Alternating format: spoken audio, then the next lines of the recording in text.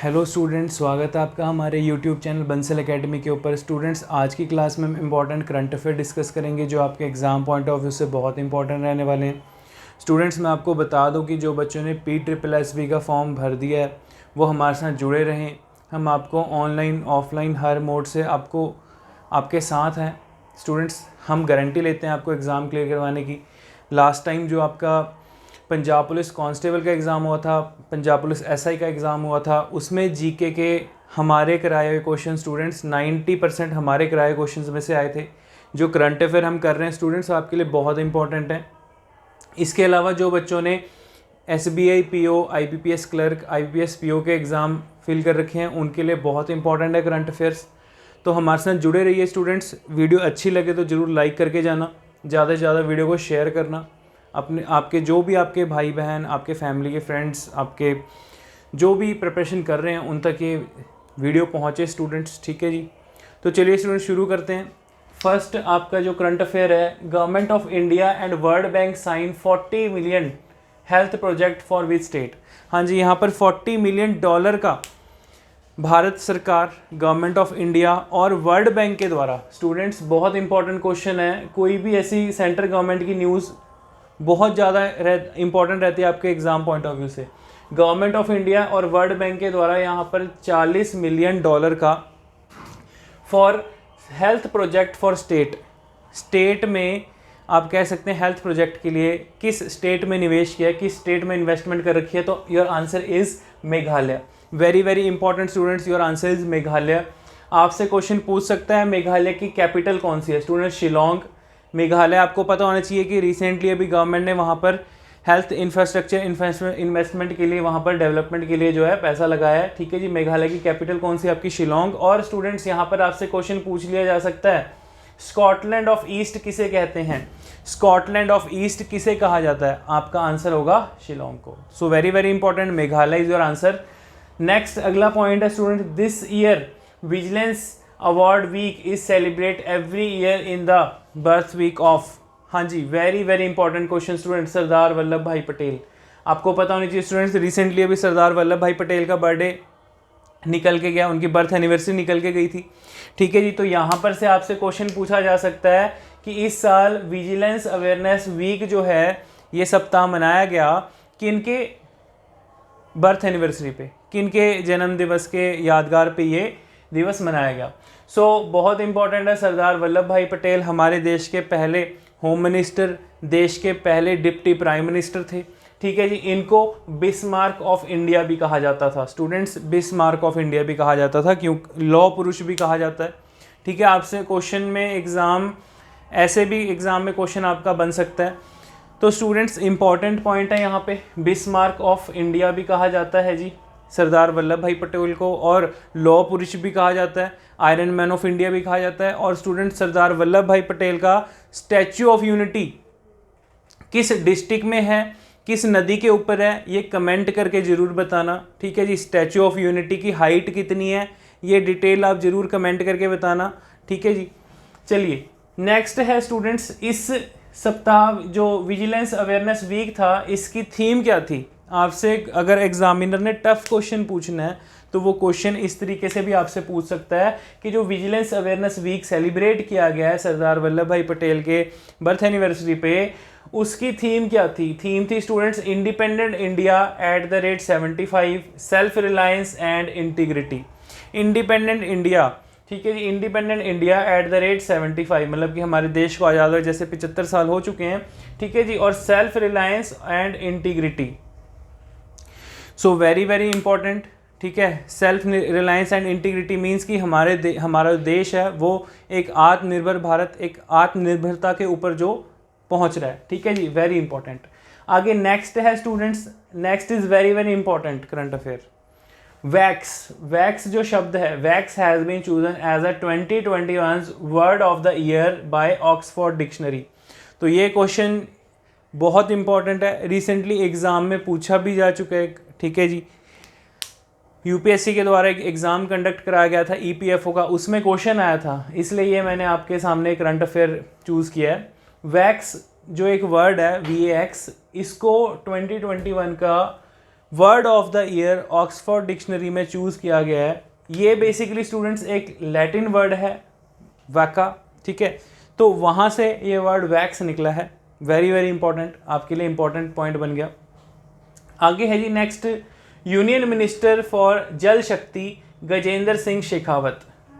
Students very important point, union minister for Jal Shakti Gajendra Singh Shekhawat inaugurated 5th edition of Ganga Utsav, 5th edition of Ganga उत्सव 2021 the river festival.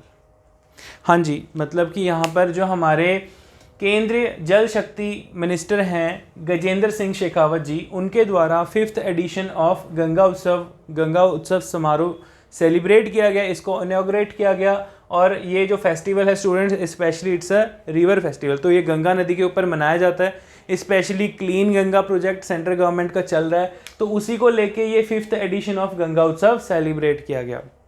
तो आपको पता होना चाहिए स्टूडेंट्स, नमामि गंगे प्रोजेक्ट एक बहुत बड़ा प्रोजेक्ट है गवर्नमेंट ऑफ इंडिया का, लगभग 20,000 करोड़ का ये प्रोजेक्ट है, ठीक है जी। तो गवर्नमेंट ने शुरू किया है, उसी का ही हिस्सा है गंगा उत्सव, तो ये आपको याद रखना है। स्पेशली आपसे क्वेश्चन ये पूछा जा सकता है कि जो जल शक्ति के मिनिस्टर हैं, यूनियन मिनिस्टर ऑफ जल शक्ति, उनका नाम बताएं। Gajendra Singh Shekhawat, very very important. I hope students आपको समझ में आ गया होगा। ये इंपॉर्टेंट, डायरेक्ट आपके एग्ज़ाम में क्वेश्चन ऐसे पूछे जाते हैं, ऐसे क्वेश्चन बनते हैं, ठीक है जी। आगे नेक्स्ट है स्टूडेंट्स, बहुत ज़्यादा इंपॉर्टेंट न्यूज़ है, India targets net zero carbon. यहाँ पर नेट ज़ीरो कार्बन का मतलब क्या है, ये क्वेश्चन आपसे डायरेक्ट एग्जाम में पूछा जाएगा। India targets net zero carbon emission by 2070 says Modi ji. हाँ जी, यहाँ पर हमारे देश के प्रधानमंत्री नरेंद्र मोदी जी के द्वारा जो ग्लासगो में COP 26 मीटिंग को अटेंड कर रहे हैं स्टूडेंट्स, वहाँ पर मोदी जी ने ये कहा है कि 2070 तक, 2070 तक ये उन्होंने कमिटमेंट कर दिया है कि इंडिया का टारगेट रहेगा net zero carbon emission.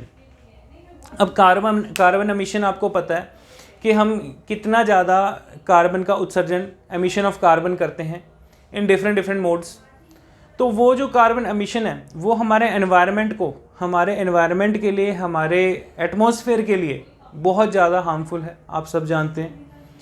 Even लोग जो हैं वो डे बाय डे डिफॉरेस्टेशन कर रहे हैं, दरख्तों को, वृक्षों को, ट्रीज़ को काट रहे हैं। डिफॉरेस्टेशन स्टूडेंट्स, कार्बन एमिशन और ज़्यादा इंक्रीज़ हो रहा है।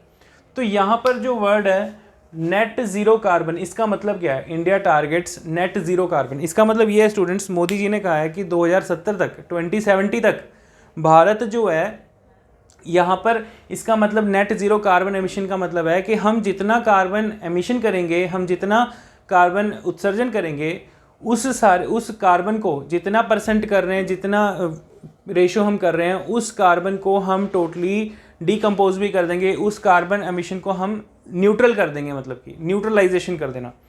कार्बन एमिशन का मतलब ये नहीं है कि 2070 तक कार्बन एमिशन ख़त्म हो जाएगा। ये ख़त्म कैसे हो सकता है, आप खुद सोचें। इतनी सारी इंडस्ट्रीज़ हैं, इतने सारे व्हीकल्स हैं, हमारे एटमॉस्फेयर में ये चीज़ें, हमारे वातावरण में चीज़ें जो हैं ये बस चुकी हैं, तो ये ख़त्म नहीं हो सकती। लेकिन इसको कम कर सकते हैं, इसको हम न्यूट्रल कर सकते हैं कि जितना हम कार्बन एमिट कर रहे हैं, कोशिश करें कि उसको जो है न्यूट्रल कर दिया जाए। उसको अगर हम न्यूट्रल कर देंगे, ख़त्म कर देंगे, तो वो as equivalent to net zero carbon कहलाएगा। आई होप आप इस पॉइंट को समझ गए होंगे। इंपॉर्टेंट क्वेश्चन है, यहाँ से डायरेक्ट क्वेश्चन बनेगा आपके एग्जाम में। नेट ज़ीरो कार्बन एमिशन क्या है, किस ईयर का चैलेंज है, ठीक है, कब तक का चैलेंज है, और ये किसने इसके ऊपर कमिटमेंट किया। तो हमारे देश के प्रधानमंत्री नरेंद्र मोदी जी के द्वारा कमिटमेंट है, ठीक है, कि भारत जो है 2070 तक net zero emission of carbon कर देगा। आई होप आप समझ गए होंगे स्टूडेंट्स। नेक्स्ट है Japanese Hideki Matsuyama won the जोजो गोल्फ चैम्पियन। तो जोजो गोल्फ चैम्पियन ये एक इंटरनेशनल गोल्फ चैम्पियन है, ठीक है जी, चैम्पियनशिप होती है। इसमें जापानीज़ खिलाड़ी जो हैं हिदेकी मत्सुयामा, इन्होंने ये चैम्पियनशिप को जीत लिया, ठीक है। तो ये आपकी स्पोर्ट्स की न्यूज़ हो गई, इंपॉर्टेंट न्यूज़ है, इसे एज इट इज़ याद कर लें स्टूडेंट्स, बहुत ज़्यादा इंपॉर्टेंट है। नेक्स्ट है उसके बाद, who is the author of the book titled AIIMS में एक जंग लड़ते हुए, एम्स में एक जंग लड़ते हुए। तो अब आप समझ सकते हैं कि इस बुक की वैल्यू कितनी ज़्यादा होगी। इसके ऑथर कौन है बेसिकली, पहले इन पे बात कर लेते हैं। रमेश पोखरियाल जी। तो रमेश पोखरियाल पहले स्टूडेंट्स एचआरडी मिनिस्टर थे, एजुकेशन मिनिस्टर रह चुके हैं, अब इन्होंने अपने पद से रिज़ाइन कर दिया, ठीक है जी। सो रमेश पोखरियाल ने ये बुक लिखी है एम्स में एक जंग लड़ते हुए। मतलब कि जो एम्स के डॉक्टर्स ने पिछले कोविड के टाइम से जो अब तक इतनी ज़्यादा कोविड के ख़िलाफ़ फाइट लड़ी है, जो अप्स एंड डाउन्स उन्होंने देखे हैं, उसके ऊपर रमेश पोखरियाल जी ने एक बुक लिखी है, ठीक है जी। तो इम्पॉर्टेंट है ये क्वेश्चन, आपसे पेपर में पूछा जा सकता है, बुक्स एंड ऑथर का क्वेश्चन है। तो स्टूडेंट्स आई होप आपको ये चीज़ें समझ में आ गई होंगी। वीडियो को बार बार देखें, वीडियो पसंद आई तो ज़रूर लाइक करके जाएं। स्टूडेंट्स जो भी इंपॉर्टेंट इन्फॉर्मेशन मैंने आपको कराई है उसको नोट डाउन कर लें। सबसे बेस्ट है कि आप अपने डेली बेसिस पे 10 से 15 मिनट निकाल के करंट अफेयर को दें, करंट अफेयर नोट डाउन करें, ठीक है जी। एंड जो भी हम करंट अफेयर कर रहे हैं स्टूडेंट्स, आपके एग्ज़ाम पॉइंट ऑफ व्यू से बहुत इंपॉर्टेंट है, ठीक है जी। मैं बार बार आपको ये कहता हूँ, आपके जितने भी एग्ज़ाम हैं आज की डेट में, चाहे वो स्टेट का पेपर है, सेंटर का पेपर है, उसमें करंट अफेयर की वेटेज इंक्रीज़ हो चुकी है। बैंकिंग में तो करंट अफेयर पूछे ही जाते हैं। स्टूडेंट्स जो आप स्टेट के पेपर देते हैं, जिन बच्चों का PSSB का एग्ज़ाम है, जिन बच्चों का आगे SI का पेपर आने वाला है, उनके लिए भी बहुत ज़्यादा इंपॉर्टेंट है। तो आई होप आपको स्टूडेंट्स वीडियो अच्छी लगी होगी। ज़्यादा से ज़्यादा वीडियो को लाइक करें, चैनल को सब्सक्राइब करें और वीडियो को शेयर जरूर करें। So now we wind up our session. Thank you.